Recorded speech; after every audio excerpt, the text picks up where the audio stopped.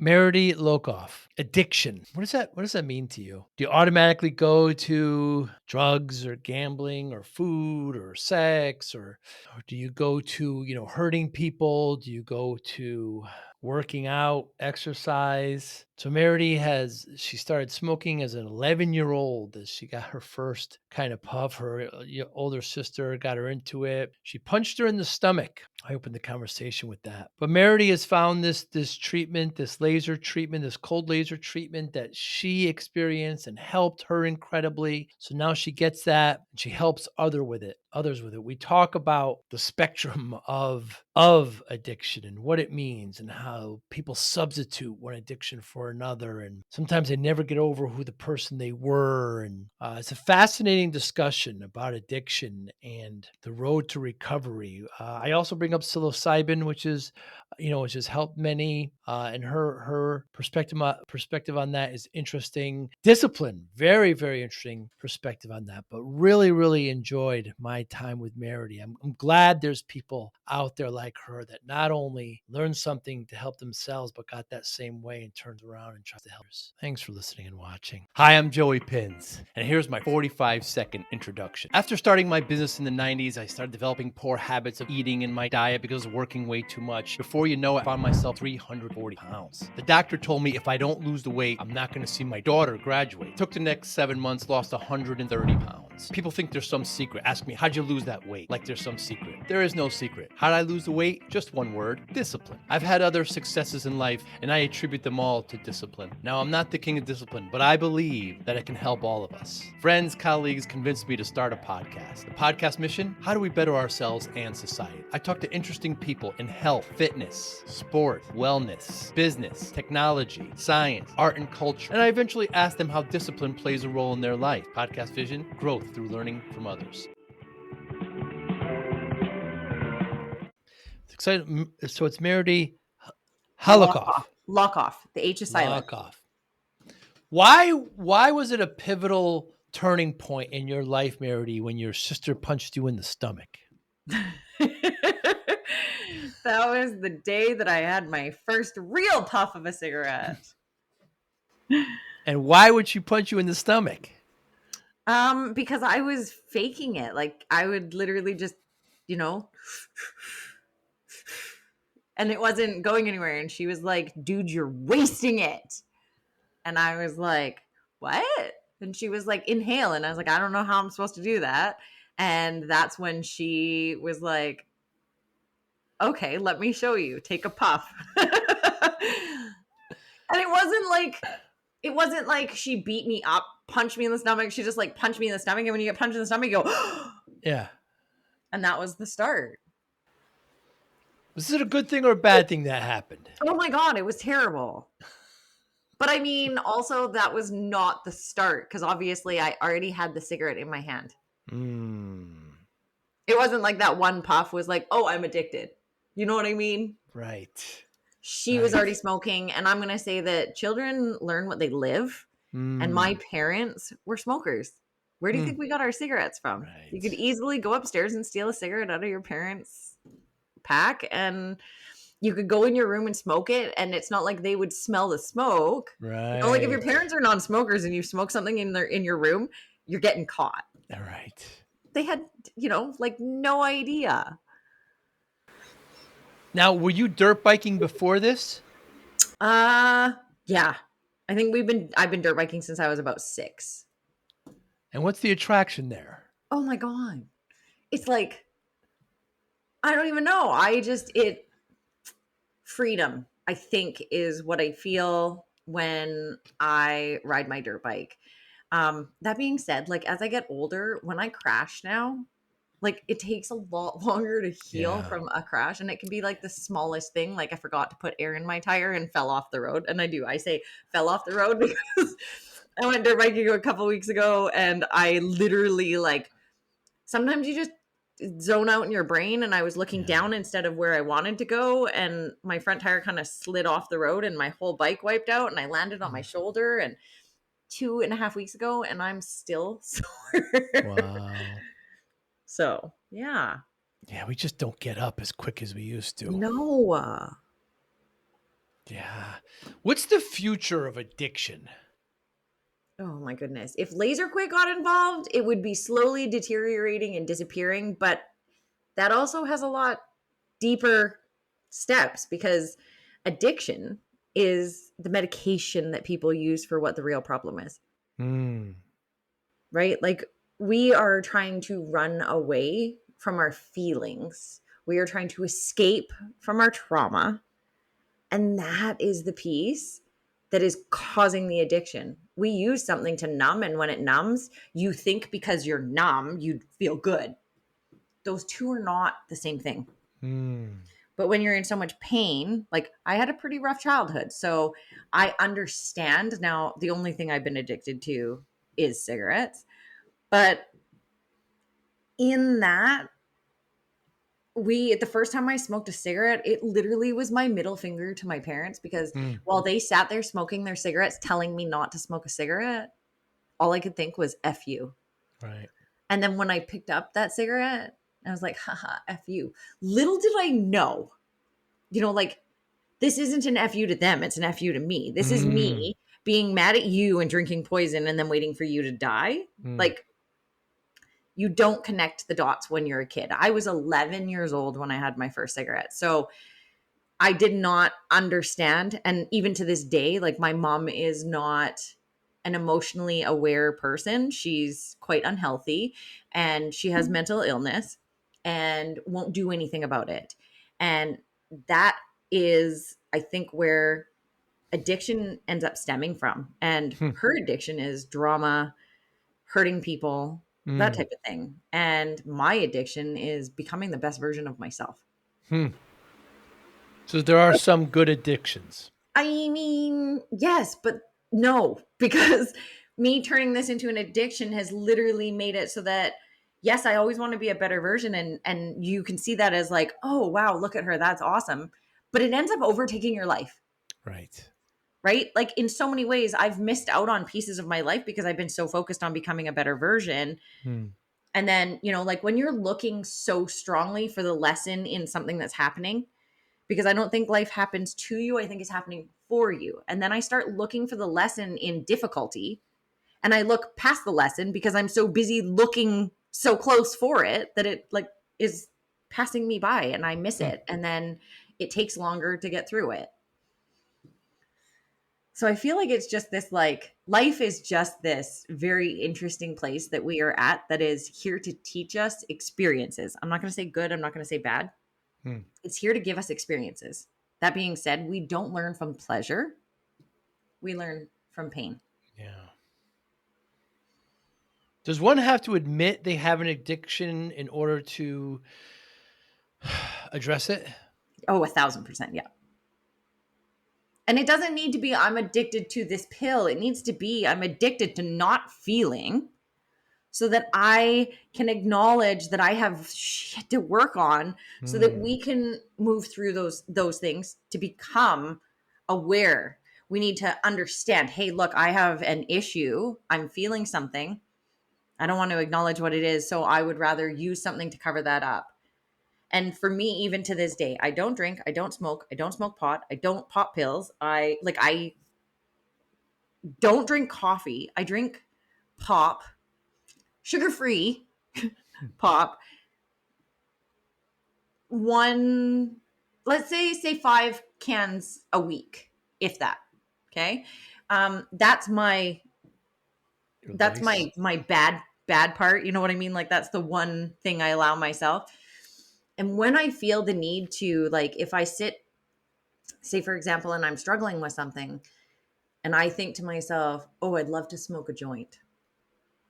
I don't think about cigarettes anymore, but if I want to smoke a joint, the first thing I ask myself is, what am I trying to run from right now? Mm.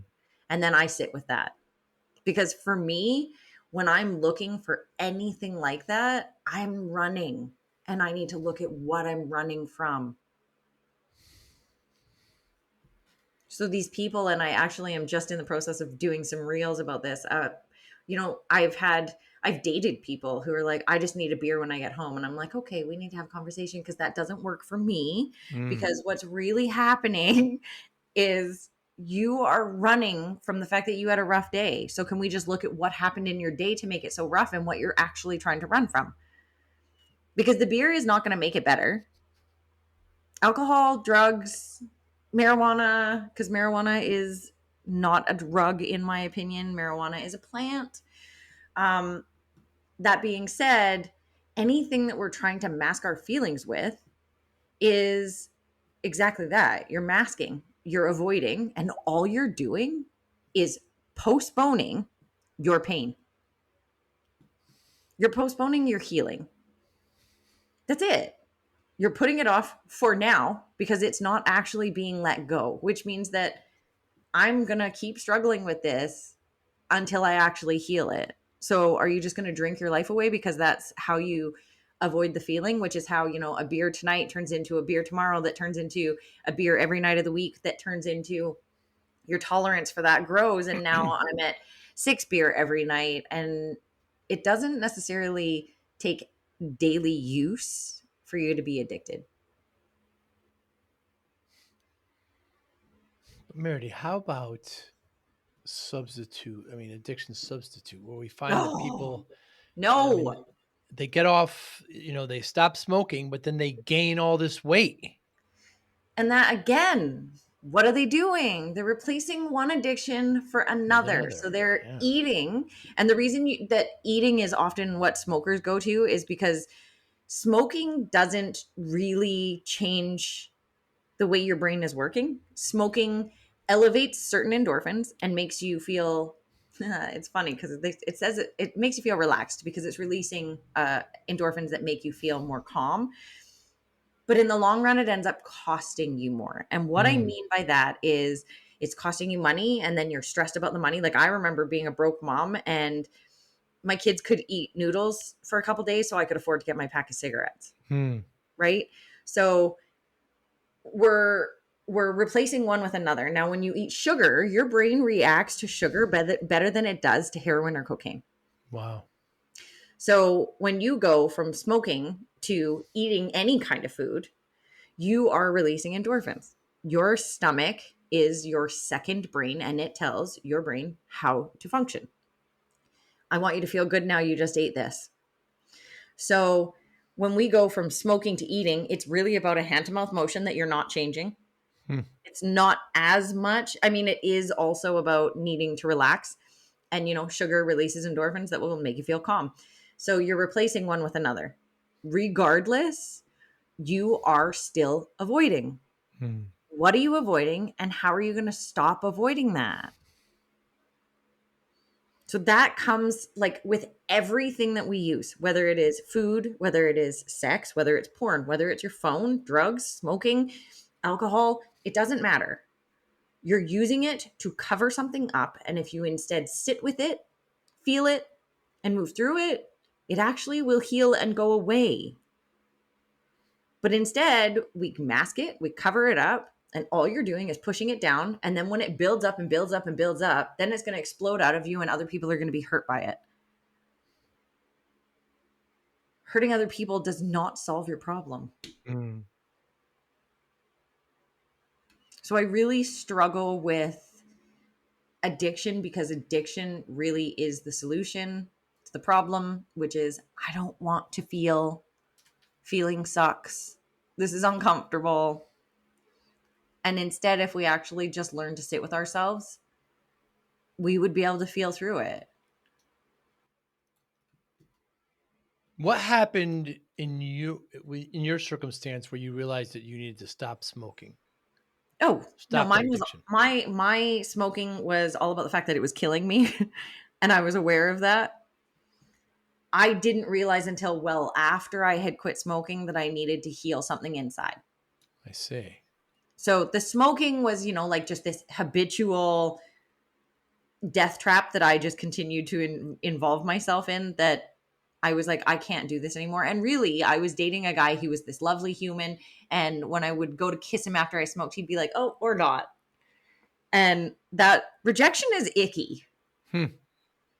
And so I knew I needed to quit smoking anyways. That just was like the catalyst into giving it up. I And see. then When you're not smoking anymore, you no longer have something to, like, well, now him and I say get into an argument, which again, he was such a lovely human. We rarely argued, but when we would get into that, I could escape that conversation by going to have a cigarette. Hmm. And then when I quit smoking, I had to actually sit through the conversation. And Interesting. now that did make it better because we could have conversations, but it made me also see that like I had a lot of work to do because my temper, not smoking, was on another level. Hmm. So there's all these different things that then surface. And if you're self aware, you'll notice them and then you can start to choose to change them. But the hardest thing I find to do, look in the mirror. Yeah. Look at who you truly are, because when you see how ugly you are, all you want to do is run away from that. Mm. But the moment that I could look in the mirror and see how ugly I truly was and how awful I was to people, or especially to this really lovely human being, and I was awful to him when we would get into an argument, that, like, ew, what an ouchy, icky, horrible feeling to have.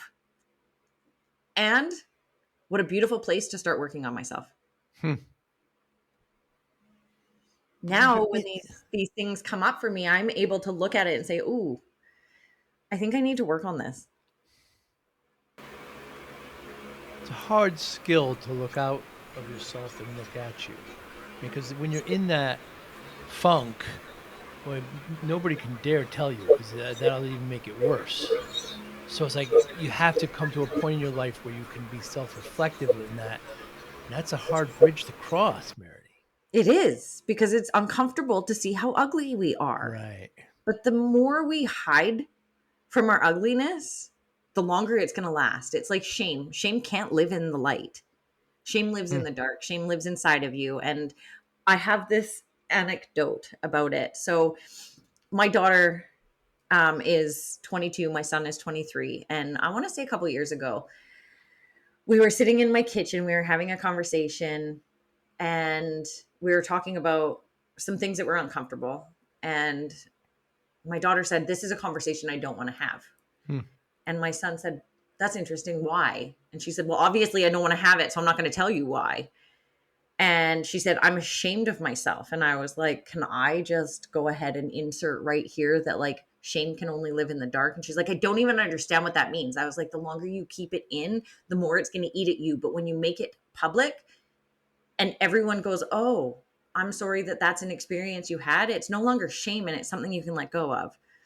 And she ended up telling us in that moment. And what shame is us judging ourselves before someone else can judge us. Hmm.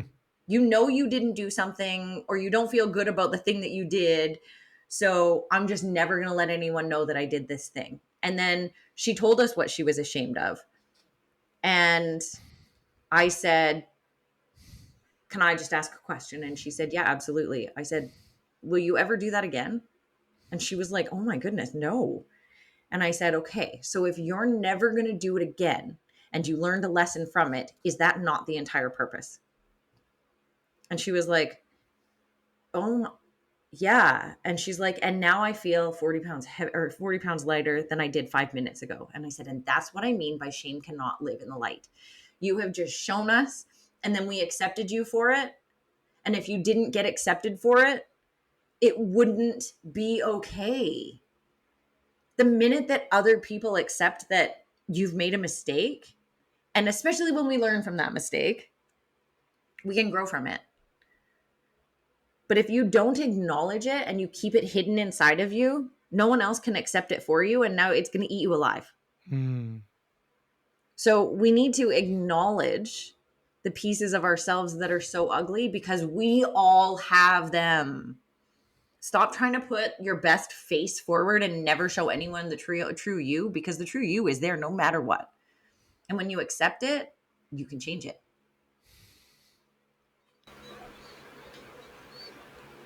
It was a nice pivotal moment you had there with your children. That's nice, and it was rational, and it was calm, and it was reflective. And it was such an incredible moment for her to understand, because then she actually, like, I'm going to say 9 months later, we were in my car We were all going, her and all her friends. So her, my son, and all of their friends, because they're a year apart. So all their friends are the same. And I hang out with my kids a lot. Like them and I enjoy each other quite a bit. So in the summer, like my son even went on a vacation to Cuba and was like, this is weird that you're not coming. I don't know what to do with myself. And he Hmm. was 22 years old at the time. So we spend a lot of time together. And we were in the car and we were on our way to go do this like corn maze for, Halloween, and it was all haunted and all these things. And her friend was in the car and she had acted very inappropriately in at a party, drunk. And my daughter was like, can we just talk about it? And she's like, no, I'm so ashamed of myself, blah blah blah. And I just all of a sudden hear my daughter start talking, and I just zipped it and I just listened. And she literally said to her, like, the minute that you can acknowledge that you did something wrong is the minute that you can start to heal from it.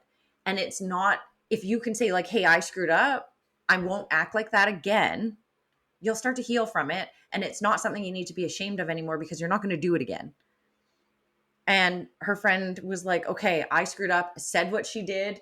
And then she said, and I said, you know that it's okay because you're human and you're learning lessons. And she was like, holy, I feel so much lighter. And then I was like, waited, they finished their conversation. And then I said to my daughter, I was like, can I just ask a question? And she's like, yeah. I'm like, did you just hear yourself? She's like, you mean, did I just hear you come out of my mouth? And I was like, Hmm. yeah. And I was like, can I just say how proud I am of you in this very moment? Like, you literally just helped her to get out of this shame spiral that she was in. And now she has the ability to go to the person that she has hurt in the situation and acknowledge how she's hurt them and say she's sorry for it. And for me, with my kids, one of the biggest things that our conversations are around is I don't want to hear I'm sorry, because Canadians use that way too much. Yeah. I'm tired of hearing, oh, sorry, oh, sorry, oh, sorry, because sorry means nothing. What I need to hear from you when you apologize to me is I'm sorry for whatever it is. I'm sorry that I was a jerk. I'm sorry for saying what I said. I'm sorry that you felt the way that you did. And then and I'm going to change my behavior in the following ways. And I'm going to do better to try not to do that again. And then, even then, like, come on, my kids are in their 20s. So they're probably going to do it again. So when they do it, and they say to me, like, I'm going to try to do better next time. If it comes up again and it starts to surface in those ways, I'll just say, do you realize that we've had this conversation and you said you were going to try to change your behavior? And my kids are very self-aware, and they might even be like, oh my God, and walk away frustrated. But within minutes, they come back and they're like, okay, I'm sorry. That wasn't about you. That was that I'm so frustrated with myself that I said I'd do better, and then just continue to act in the same way. Hmm. So for me, an apology is not just sorry. An apology is acknowledging what you've done, not excusing your behavior. So don't come to me and say, I'm sorry that I did this, but I'm going through this and this. Because what you're doing is excusing your behavior and you're not really owning it. You're saying, Hmm. I'm going through something, so I'm allowed to treat people badly. No. How about, I'm sorry that I hurt you. I'm sorry that I affected you in that way, and I'm going to try to be better with my own behavior. Tell me that doesn't feel like a true apology. Whereas if I come to you and go, look, I'm so sorry that I yelled at you, but I'm just going through so much. Basically, what I'm saying is, as soon as I say but, forget what I said before that. Forget it. And now expect me to continue to behave this way anytime I'm going through something. That's right. Right. And this is part of the work that we need to do on ourselves in order to heal ourselves, in order to stop addictions. What started you on the road to addiction, fascination, recovery, pursuit? So I was a smoker, and I was like, I had tried everything to quit. Nothing worked for me. I tried the gum, the patch, the pill, different pills. You name it, I tried it. Hypnosis? Um, no, yes, but no. So I had tried being hypnotized to do some trauma work when I was, I want to say 20, and I'm not great at being hypnotized. So for me, that wasn't necessarily really an option. My brother and my mom had both gone to Ramon. Is that his name? Remain something, the smoking guy, and they had gone to him. My mom walked out and did not touch a cigarette. My brother walked out and picked up a cigarette. Wow. So I was like, I need something and I'm desperate. A friend had said, hey, you got to try this cold laser therapy. So I was like, I don't even care. Don't give me any more information. I don't care what it costs. I'm going. I contacted the woman. I went down, I had a treatment. I drove home and I forgot to smoke. Wow. It was the most magical experience of my life. And I didn't touch a cigarette for 5 years. And then I had a party in my backyard, a barbecue in my backyard, and there was probably 15 or more people, and every single person was smoking. Hmm. So I grabbed one and I was like, just give me a puff of that. That is like a cocaine addict saying, I'm just going to do one line tonight. Hmm. It's a big no no. And so I started smoking. I only smoked for 3 weeks and I smoked minimally because it grossed me out, made me feel like crap, like all of the things. And then I went down and I had another treatment and I bought the training. And because the lady had been into forced retirement basically. And so that started the journey of me helping people with quitting smoking, is really what it started with. And I spent the first 5 years using the treatments and experimenting on people with their permission on what spots worked best, different sequencing, different timing, different lasers. Like, I am not the person who just gets information and then, okay, this is perfect. I'm the person who gets information and is like, okay, so this is cool, but how can we make it better? Hmm. And so 5 years of experimenting on people and doing all these things, I found that I was able to create 95% success rates in my Wow. smokers. And then one of my friends who had quit smoking came to me and said, do you think this would work for addictions? And at this point, I had done so much in research into understanding how the treatment is working and what it's doing.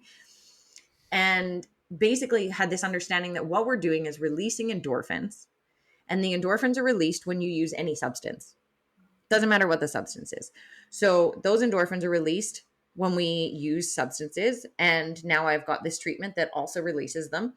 But when we drink, it releases different levels of different endorphins, which is why you'll feel good and then you crash. Cocaine just releases incredible amounts of dopamine at the highest levels. Other endorphins are in there as well, but dopamine spikes. So I started to understand that when we use different substances, different endorphins are being released.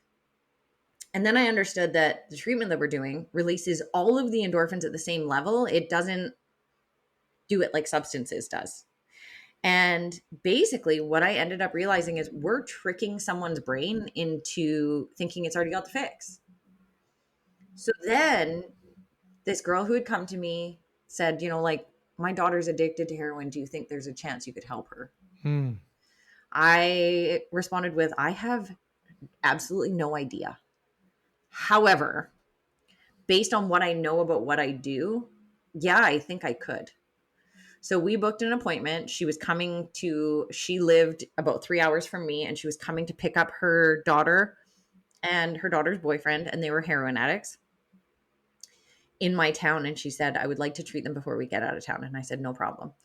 So they ended up using right before they came to see me, about 30 minutes before they came to see me. So I had to wait until they were coherent enough to have a conversation with them Wow. and things like that. So we waited about 45 minutes and we just sat there and, like, they were high, but they would keep their eyes closed and have a conversation with me. And I could kind of like ask questions about like the trauma and is this something they want to do? And are you prepared to heal? And just gently probe at them while they were coming down. They ended up both being very on board and I treated them one at a time. And the daughter to this day, about 10 years later, is still sober. The boyfriend did end up trying to use again. He ended up passing away Wow. because when we stop an addiction, we end up your body will go into shock the next time you use it, and that shock can kill you. And that's what ended up happening to him. Um, I actually was contacted by the people who did the autopsy, and they said we just have some questions and about the treatment and how it works and stuff like that. And I was scared, like, did I do this? And they said no, because it was about 27 days after that he had decided to use again. And it literally was an immediate reaction. She didn't use, he came home and basically started dying in her bed with her. Um, and she's sober to this day. So at that point, I was like, oh my God, this is like, this cold laser therapy is a game changer. And no, it's not a one treatment thing because it's holistic, which means, I mean, even that with chemicals, like when you take a pill, you have to take a pill every day for depression, right? Nothing works better than your own body Right. when it's allowed to. And I am the, basically, I'm just the instructor, and I tell your body to go back to what it could before, as close to what it could before. And then your body will do the work. So we have special treatment protocols for these things. And I have created very special treatment protocols for each of the treatments that we do. It's not what everybody else does. And a lot of people who offer what we offer don't even know what they're doing, which is so Hmm. interesting to me. So, I have actually found that we actually have 99% success rates with our addictions. We have 95% with our smoking. And we, like, my goal is to get LaserQuit inside rehab centers. I do believe people should have to detox so they understand, because it gives them something now that they don't ever want to have to experience again, right? If I can just fix you and not make you go through detox, which I'm not going to lie, I do that for most of my clients. Hmm. If you don't have to go through a detox and you're not invested in this in some way, I've just now given you a quick fix and you're just going to go back out and do your thing. And then when you use again, you already know that you've got a solution for it. Hmm. That can't be the solution. So I do want certain people, and not, I don't want to say suffer, but I want you to experience something that's going to make you understand that if you're going to do this, you need to be committed to it, because the more you come off of it and go on it, the closer you're getting to your body going into shock and you dying the next time you use it. Hmm. So there are definitely pieces that it's not that I want you to suffer, it's that you need to suffer to understand what your experiences is so you don't go back to that. But I have this incredible treatment that literally can change the way that we deal with addiction. One of the biggest issues that we have with rehab centers and with all of addiction is the fact that it takes, after a long-term use of any substance, you're changing the physiological and chemical makeup of your brain. Hmm. When you start to get sober, it takes 14 to 18 months for your brain to recover. Wow. So now you're going to send someone into rehab and you're going to let them get into a depressed state, because that's where they started when they started using in the first place. You're going to let them go back into that depressed state, and it's going to take them 14 to 18 months to recover from that depressed state. But you want them to work on their trauma through that. So no kidding, most people relapse before a year because your brain chemicals have not regulated themselves to a point where you can feel like a normal human being, and then start to also feel good enough that you're not depressed, and that you can start to feel and heal without this incredible depression. And this treatment can make it so that your brain doesn't crash like that. And in fact, we regulate your endorphins so that your brain is as close to normal as it can be. And then we either maintain that or heighten that as we continue your ongoing treatments. We have different phases. We have different, like a number of treatments that most people need to have before we move you into a different program. And then we move you into a third program. So there's different ways that I've found has really worked. But if your brain isn't working, how are you going to recover? Right. So if we could get LaserQuit into rehab centers, the rehab center would have higher success rates because their brain chemicals are working in favor of them instead of against them. We're helping their brain recover faster. Their body recover. Their body is recovering within that. But now we're helping their brain chemicals recover, which allows them to start healing the thing that started this addiction in the first place. Hmm. But there's such a radical difference, Meredith, between addictions. I mean, gambling, you Doesn't mentioned matter. sex, None drugs. of this matters. Doesn't All matter. of this is based on your reward center in your brain. What Hmm. you choose to use to stimulate that brain center or that reward center in your brain is individual.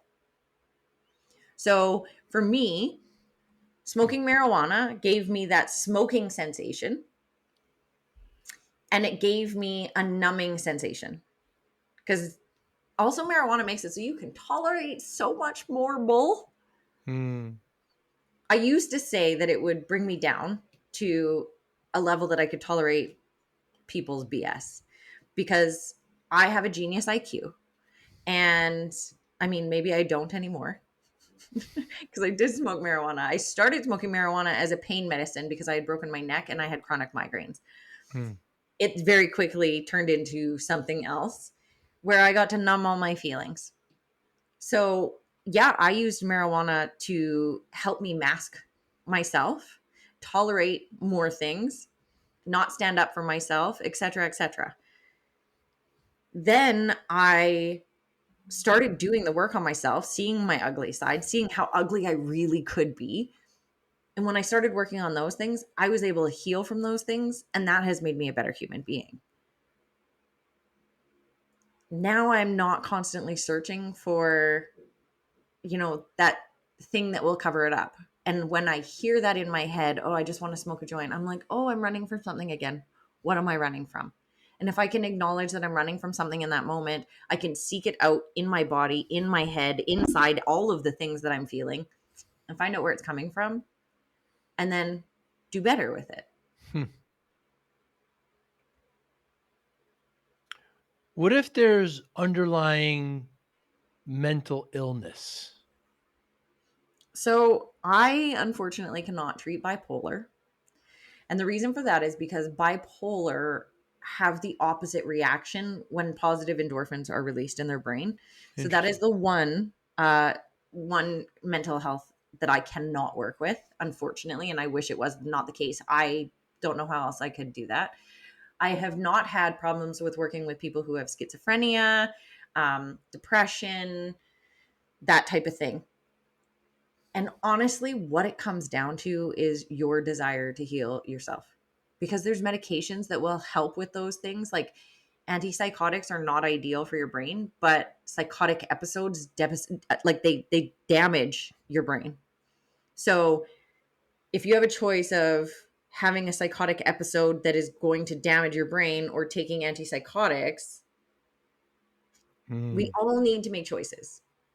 And the story that you're living in right now is a choice. So if and I'm not saying mental health is a choice, right? Because some of us that's genetically handed down to us. Some of it's traumatically put into us because of of something that happened to us. But how we move from the place that we ended up is a choice. We can be medicated. We can do things that are going to help us move through it. So, yes, mental illness, very real, very big deal. But it also comes down to, are you willing to do what it's going to take to help you heal? Hmm. Because I truly believe a lot of our mental illnesses come from this trauma. The trauma we don't want to look at, the trauma and the pain we don't want to feel. So when do we start to feel and when do we start to heal? Hmm. Meredith, what can you tell me about the? I heard you say that it helps your body treat itself. What can you tell me more specifics about what the treatment, the therapy looks like? Um, Without giving away too much, because I can't do that, Oh, I I can. say. So what we're doing is we're acupuncture based, but we're using cold laser therapy. And cold laser therapy is low level radiation combined with LED light. So, you know how everyone's talking about like the red light therapy that's happening right Sure. now? Okay, Sure. so it's been around for many, like 50 plus years. It's only now trending because somebody finally acknowledged how awesome it was. Hmm. Laser therapy has been around for around 50 years. And using it on acupressure spots, you're using the body's energies to fix itself. Your body knows better than any doctor does because your body's energies are different than mine. So your body knows what is best for your body. And if your body is given instruction to fix itself, it can do that. And that's what we're doing. We have so many different treatments that can be done through acupuncture. And now acupuncture has been around thousands and thousands and thousands of years. Mhm. This isn't a new thing. The Chinese have used this as a method of healing people for thousands of years. So we have taken this Eastern medicine and we've combined it with this Western modern medicine of the radiation and LED light, creating a cold laser therapy. We now have combined these two things. And I think that if we could do a lot of combining with a lot of issues in different worlds, in different countries, and different things, we would have a whole lot better world, because one isn't better than the other, but the two combined are magical. Mm. So, and this is where it stems from, is thousands of years of experience from Chinese people doing this acupuncture to adding this cold laser therapy. And the way that I explain it is, imagine that my finger has an energy meridian that runs right down the center of it, and you can't see it because it's invisible. But there's an energy meridian that runs right down the center of my finger. And in fact, there's one that runs down your pinky finger and it runs down the side of your hand, down your arm. It is your stomach meridian and your stress meridian. Hmm. Now, if you think about when you're stressed, there are two responses to stress: I'm not hungry, or I need to eat. Hmm. I am the person who, when I'm stressed, I cannot eat at all. In fact, food just seems like makes me nauseous and all the things. Whereas other Hmm. people emotionally eat. Hmm. It's because your stress and stomach meridian run along the same line. Hmm. Now, if there's a meridian running through like that, and I take a needle and I just puncture this just the tiniest bit, like acupuncture is not super painful. And it just puts, if you can see, it just puts like a little bit of pressure on that spot. Now, by putting pressure on that spot, I'm putting pressure on the energy meridian, and that stimulates the energy meridian to move. Okay. If I take my laser and put it on the same spot, my laser penetrates all the way through the meridian. It doesn't stimulate the meridian just at the beginning. It actually penetrates all the way through, which causes the energy to move faster and more efficiently, which is how come we get a better response. So this is how come cold laser, I find, is so much more effective than acupuncture. Hmm. But we're using the basis of acupuncture to create the outcome. But no needles, no pain, no sitting there for an hour with needles in you. And I got to say, for me, that I did not enjoy it. I didn't enjoy the initial puncture. I didn't enjoy if the needle moved. I didn't enjoy when they put the electric things on it so that it would stimulate. Hmm. But cold laser therapy is so strong that there is no sitting with it, really. Like, there's a certain amount of time you'll sit with it, but overall, your treatment is significantly quicker. So, for example, a quit smoking acupuncture treatment would probably be about 60 minutes. Mine is between 15 and 20, depending on how your body is responding. Hmm. So my specialist actually will sit with you. We're doing the treatment on you and we're paying attention to how your body's responding. Whereas someone who is quitting smoking using acupuncture, and please, you guys, I am not saying anything negative about acupuncture because it is the basis of what I do. But someone who goes in for smoking treatment for acupuncture, they put the needles in the spots that need to be done, and then they leave you for 60 minutes. They're not watching how your body's responding. They're not making sure that, certain things are stimulated more than others, anything like that. Whereas we are watching you so closely. We're watching the way your body is responding. We're watching the way that your energy is moving to make sure. And when I say energy is moving, like, your head will literally shake without you knowing it's even shaking. Wow. So we are looking for certain things to make sure that what we want to happen is happening. And if it's not happening, we're going to stay there for a little longer to make sure that it does happen. Now, there is one thing about cold laser therapy, acupuncture, all of the things. I mean, let's even say it's medication. It's everything in life is like this. One does not fit all. Right. One fits one. And that's how come we pay attention to what's happening within your body, because we need to make sure that what we're doing is doing what we think it needs to do. And even in that, I'm going to say we have 85% of people who walk away and forget to smoke, Whereas we have 15% of people who struggle. But it doesn't mean that we have 85% success rates. It Mm. means that those who struggle need more support, and we provide that as well. Meredith, how about some of the things you're doing, like with psilocybin and some of the mushroom, like for PTSD and for addiction, things like that? Are you familiar with this? What do you think of those? Yes. Yes. Yes. I think it is fantastic. That being said, I have also seen that an addict is an addict. Hmm. So if we're giving a mind altering substance to an addict, there's a good chance that they're going to want to go from one addiction to another. Hmm. Mind does not alter your mind.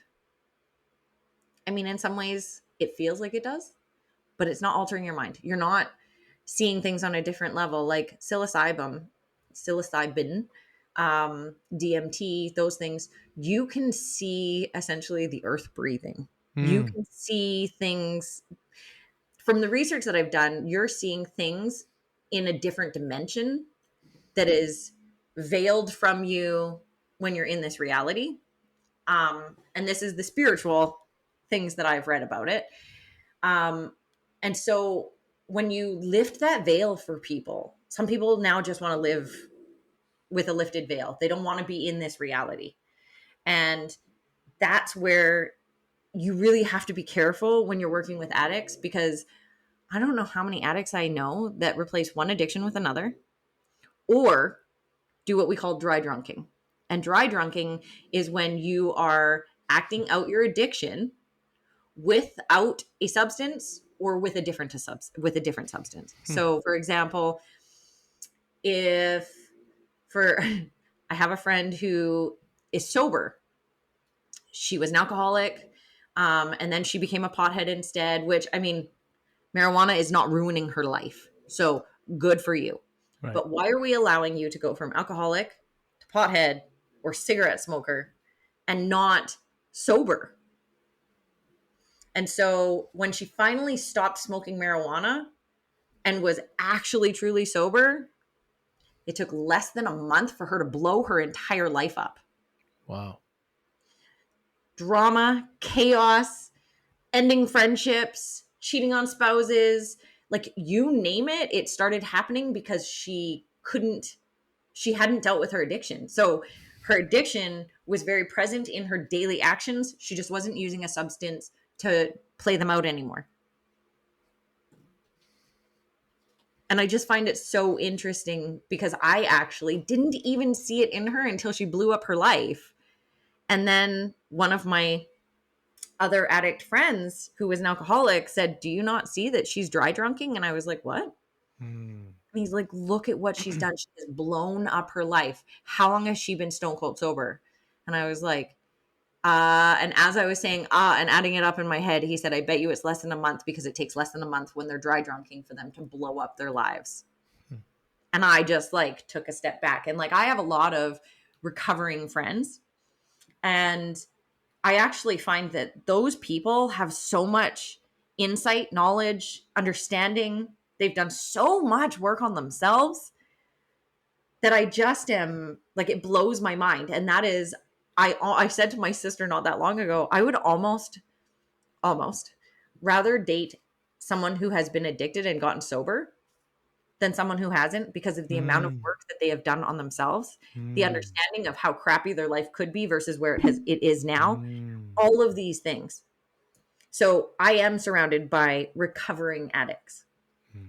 And my one of my very best friends in the entire world is 7.5 years sober from alcohol. He is currently dying from cancer. And I mean, like, he does not have long, couple months maybe. And the things and the information and the beauty that he has brought into my life because of his own understanding of his own addiction is on another level. And so I hear a lot of people who will be like, "Why are you always surrounded by addicts?" And I'm like, "I'm surrounded by recovery. I'm surrounded by people who are so self aware, and I'm surrounded by people who aren't always." So It really is, for me, the goal for me has always been to be the best person I can be. And being surrounded by people who have been addicted, those people, the majority of them, especially as they move, like I find usually around year 3 of recovery is really when the work starts, because by year 3 you want to start using again. Um because things have surfaced really strongly and all of that. And these people have brought so much into my life, so much of my own personal growth, so much of their own. They brought kindness, awareness, like I can't tell you how much joy these people have brought into my life and how much more they enjoy their own lives because of where they've been. Mm. I think the hardest part to see in some of these people, though, is them still blaming themselves for who they used to be. Mm. Like they still are ashamed of who they used to be, because you can't change who you were. The only thing, and this is the part that I revisit with these people all the time, is you can only apologize for who you used to be. And the way that you move forward from that is to be better. Right. So don't sit in the shame of who you used to be, because, for example, I don't know the person you were 7 years ago when you were a drunk. Mm. I know the person that you are today and who you've become because of what you've been through, because you were a drunk. Must be so satisfying when you help somebody in this, Meredith. When I this is purely anecdotal, but I find when I talk to friends, colleagues, they get stuck. They're stuck in 3 ways. The first being just trying to control things they can't control. Right? It's just Yep. the ultimate frustration of just continuing to control things you can't control. The second is the kind of holding off on happiness. I'll be happy when I lose the weight, or when I get the raise, or if this person treats me well. Just, you're in control of your own happiness, just holding off on it. And then lastly is what you just alluded to, is living in the past, right? I'm the way I am now because what I did back then, and the constant regrets. Thought Yep. about those 3? Yeah.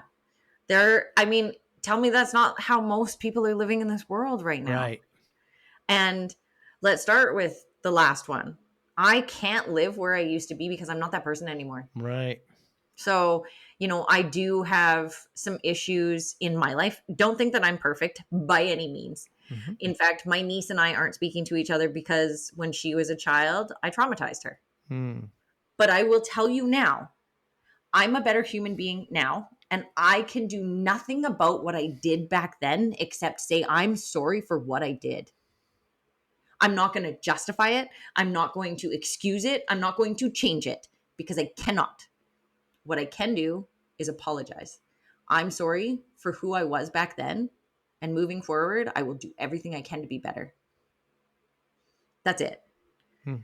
The happiness, and when I get there, when I sit with my friend who will be dead in 2 months, do you think he's saying, well, tomorrow I'm going to be okay. Tomorrow I'll be happy. But today I'm not happy. I'll be happy when I lose the weight. No, the guy literally is saying, I don't have many days left. He has been given a timeline. So have we. We just don't know the date of it. So for me, I'm going to live today, because if I were to die today, my kids could say, she did everything that she ever wanted to do to the best of her ability every single day. Mm. Sometimes she was a jerk. Sometimes she was the most amazing mom in the world. Regardless, she loved her life and she enjoyed it. Mm. I have things that are unfinished. Like, if I left my kids with my 2 businesses right now, they would lose their minds. But it doesn't mean that I couldn't be taken from them tomorrow. So I'm going to live today as if I'm being taken from them tomorrow.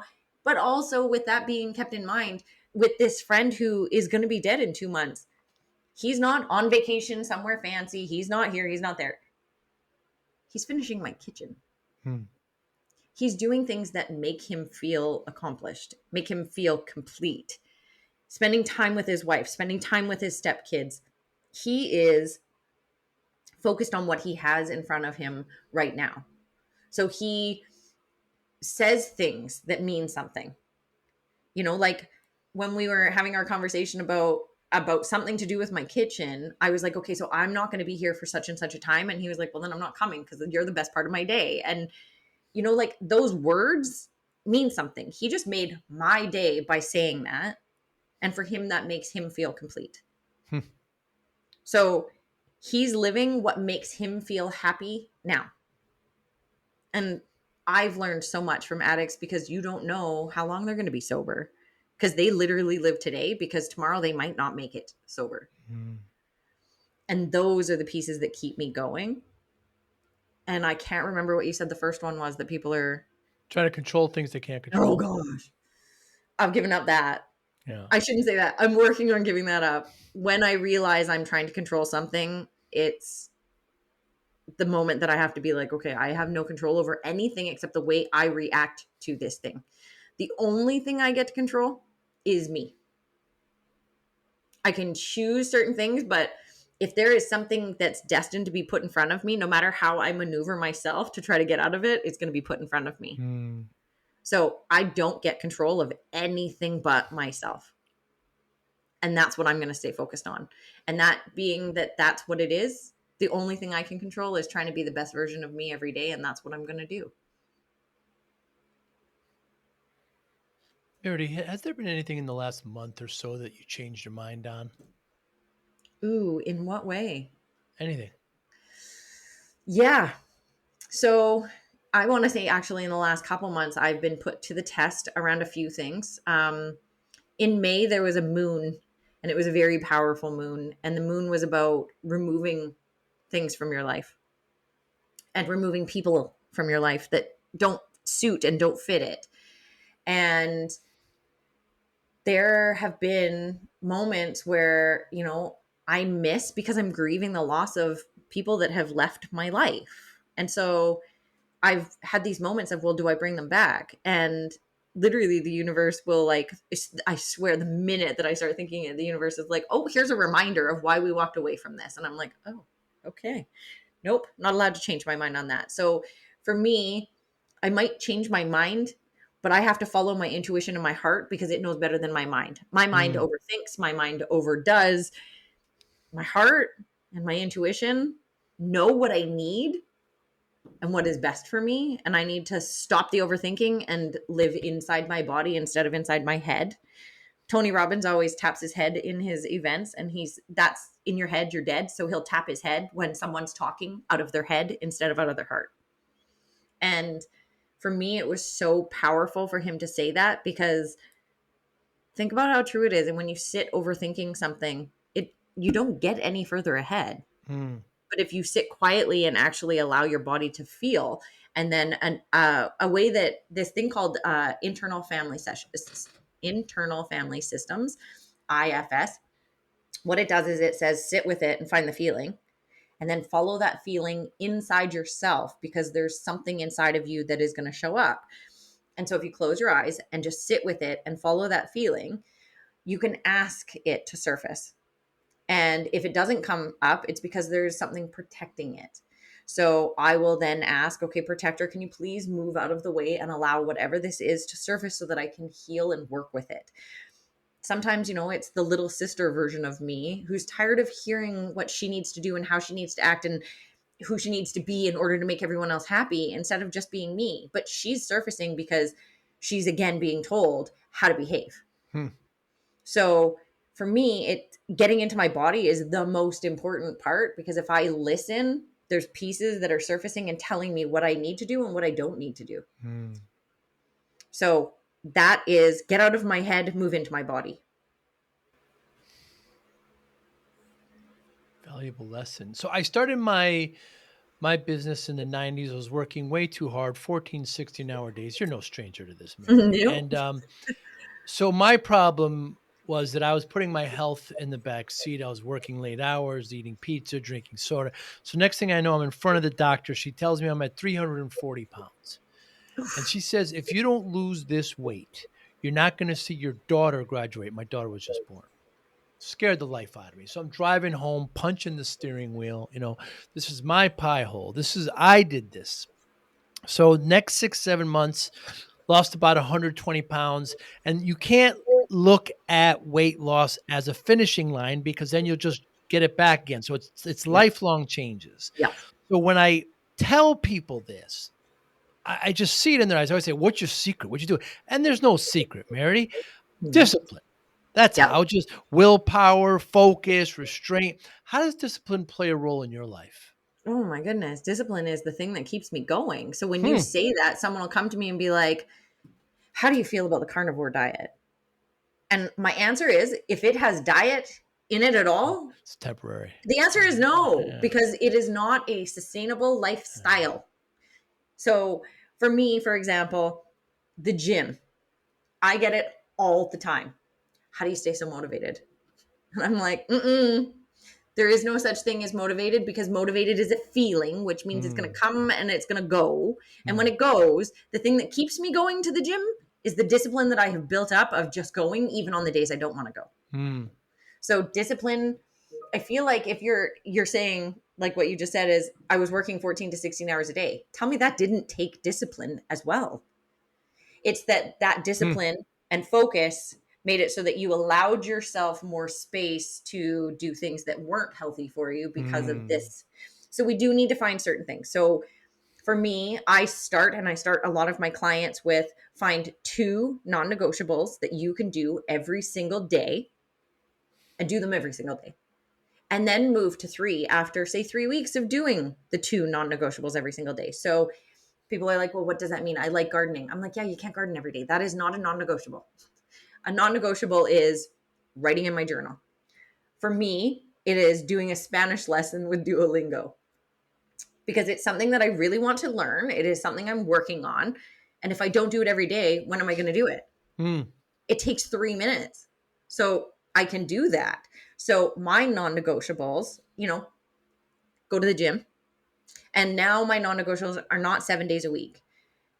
Those non-negotiables, like for me, my non-negotiable with the gym is follow my coach's plan. My coach's plan is Monday, Tuesday, and I can walk on Wednesday, or I can have that as a rest day, Thursday, Friday. And then weekends, he's like, you do what you want, but you don't eat like crap. Hmm. So discipline is a major factor in any kind of success in your life, because discipline helps you create habits, and habits are something you do when you're completely unconscious of doing it. Hmm. It's just something you act out. So start with 2 non-negotiables. And yes, when you start your non-negotiables, they need to be 7 days a week. So start with 2 non-negotiables that you do every single day. And when I say non-negotiable, I mean non-negotiable. It's Hmm. not negotiable if you're doing these 2 things. They must be done every single day, even if it's staying up late to make sure you get it done. It has to get done. I prefer doing my non-negotiables, if I can, in the mornings, because then I have the rest of the day to do whatever it is that I need to do. So 2 non-negotiables. Maybe you start journaling. Maybe you start walking. Maybe it's drinking enough water. Maybe it's no sugar throughout the day. Like, pick something and commit to those 2 things. And after 3 weeks, you're not stopping those. You're going to Hmm. add another non-negotiable. And then after 3 weeks of seeing, you won't believe how much you like yourself when you can commit to yourself. And that's what non-negotiables do, and what discipline does. They make you commit to yourself. Hmm. So if I'm committed to myself, I like myself more. My non-negotiables, I have a minimum of 5 non-negotiables every single day. And my gym has become a not non-negotiable, because for 20 years I've been doing it. It's what I do. Hmm. And it isn't 5 days, or it isn't 7 days a week. It is whatever my coach has told me to do. Hmm. What motivates you, Mary? Again, motivation is a feeling. It comes, it goes. What drives me? Okay. Helping people, and then practicing what I preach. And again, I'm going to say I'm far from perfect, you guys. So there's moments where I will tell someone something, and as I'm talking to them about it, I'm like, oh shit, look at, I did not do that today. Hmm. Or, oh, this is a place I could be better. I'm going to work on this as well. So what drives me is being a better person and helping other people. Hmm.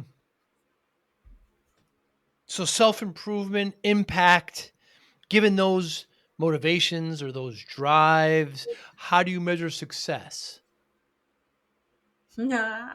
So success is always individual, I think.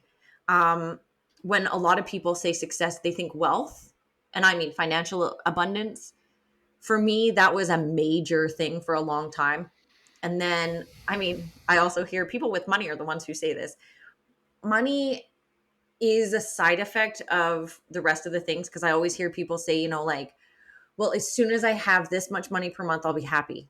No, you won't. Money amplifies all the things you don't like about yourself.